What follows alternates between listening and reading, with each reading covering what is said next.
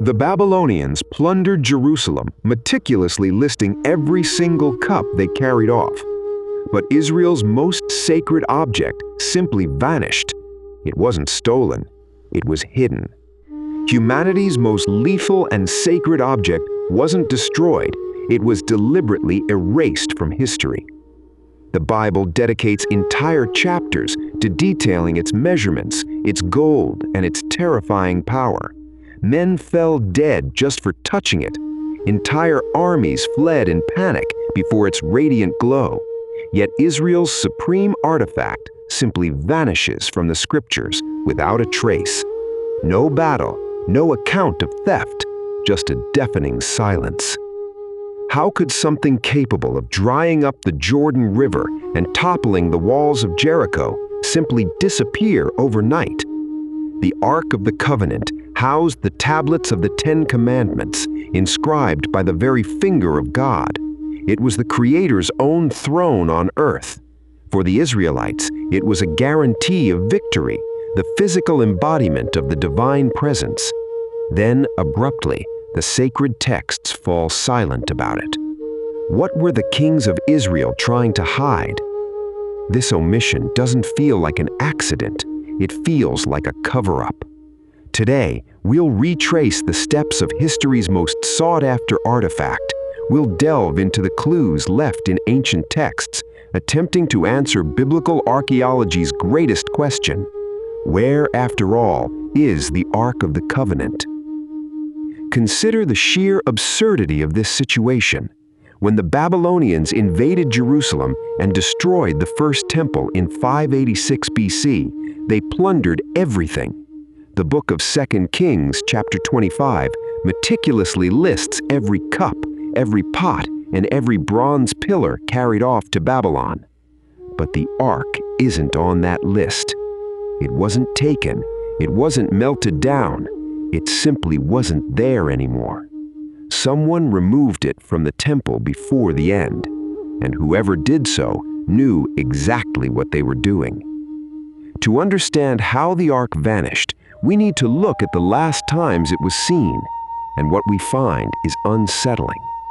King Solomon built the first temple with a single monumental purpose: to furnish the Holy of Holies, the most sacred space, to house the Ark of the Covenant.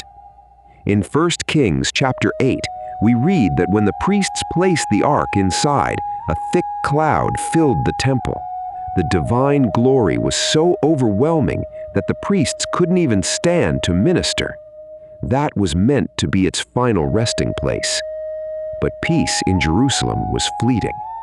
After Solomon's death, the kingdom fractured, Israel to the north, Judah to the south.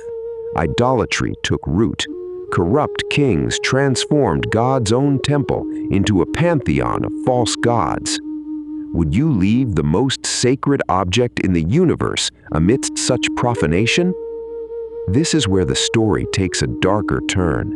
In 2 Chronicles chapter 35, we find a crucial clue. King Josiah, one of Judah's last righteous kings, gives a strange command to the Levites.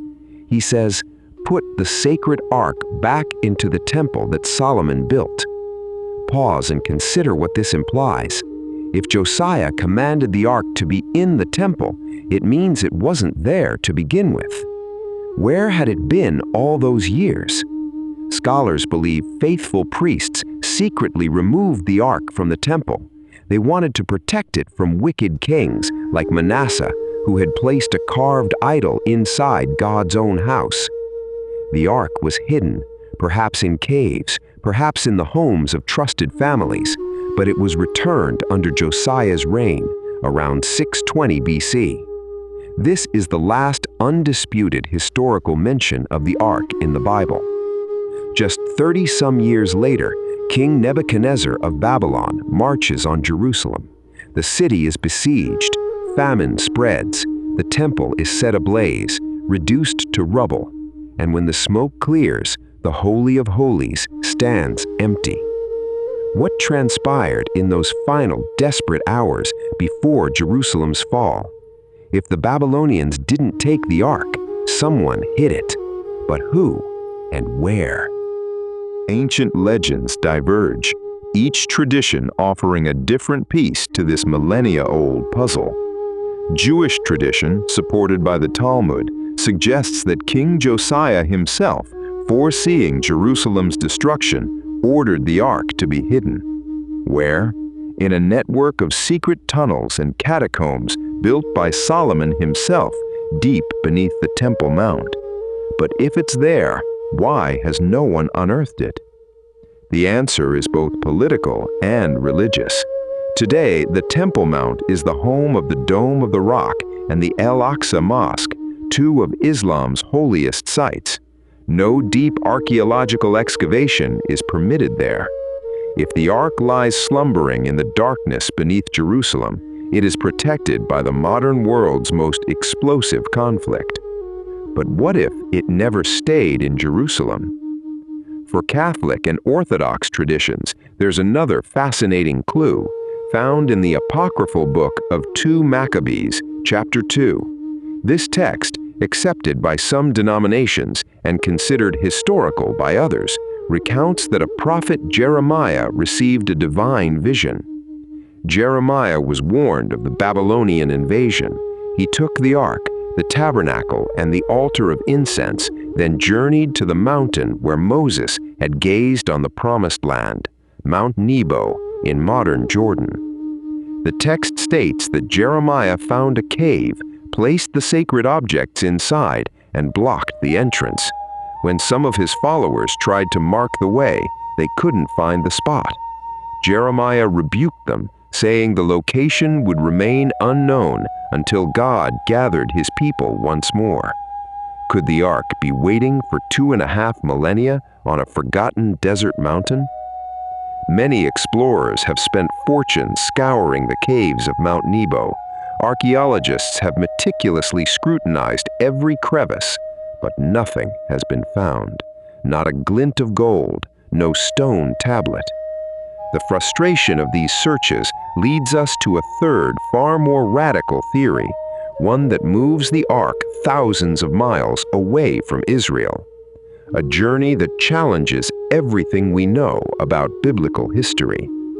What if the Ark of the Covenant is in Africa? For the Ethiopian Orthodox Church, the ark's whereabouts are no mystery. It's an absolute fact.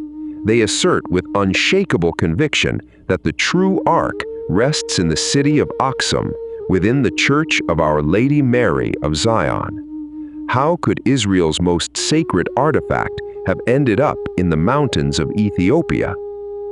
The answer lies in one of antiquity's most famous visits. The book of 1 Kings, chapter 10, recounts the Queen of Sheba's visit to King Solomon. Ethiopian tradition, documented in the ancient text Kabra Nagast, expounds on this story. It relates that the queen and Solomon had a son named Menelik. When Menelik grew up, he traveled to Jerusalem to meet his father. Upon returning to Ethiopia, he didn't come back empty-handed. Legend claims that with the help of renegade Israelite priests, Menelik stole the original Ark of the Covenant and left a replica in its place. Could Solomon have been so easily deceived in his own temple? Or perhaps foreseeing the coming apostasy, the king himself allowed the ark to be taken to a safe haven.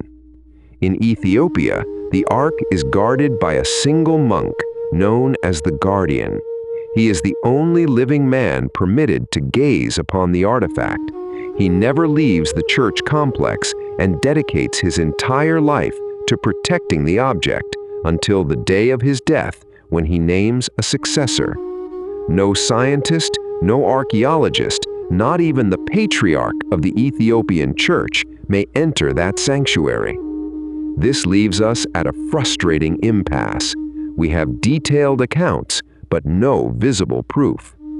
However, there is one final revelation, a revelation not hidden in the earth, but written in the Bible's final book, the Book of Revelation. Read that carefully. For many Protestant theologians and scholars of eschatology, the earthly ark was merely a shadow, an imperfect copy of a celestial reality. They believe the original ark, or its spiritual essence, was reclaimed by God Himself. Perhaps it wasn't hidden by men, but raptured by the Creator before impure hands could ever touch it. Jerusalem, Mount Nebo, Ethiopia, or the heavens themselves. The mystery of the Ark of the Covenant's whereabouts remains the greatest enigma of faith and archaeology. Perhaps we will never know for certain where the stone tablets carved on Sinai rest. But the question itself reveals something profound about us. Our fascination with the Ark isn't just a search for gold or ancient relics. It's humanity's search for the tangible presence of the divine. We long for something we can touch, something that proves once and for all that we are not alone in the universe. The Ark's disappearance forced the ancient Israelites to change their form of worship. They had to learn that God was not confined to a box of wood and gold. The divine presence could not be captured, stolen, or locked away in a vault. The Ark did exactly what it needed to do for humanity in its time, and then, at the perfect moment, it exited the stage. Perhaps the true miracle isn't the power the Ark had, but the fact that faith survived its disappearance. Wherever it may be, slumbering in the shadows of a cave or guarded in the heavens, its silence speaks louder than any archaeological discovery. In our next episode, we'll investigate the lost years of Jesus, from ages 12 to 30. What transpired during those 2 decades of profound silence in the life of the carpenter of Nazareth?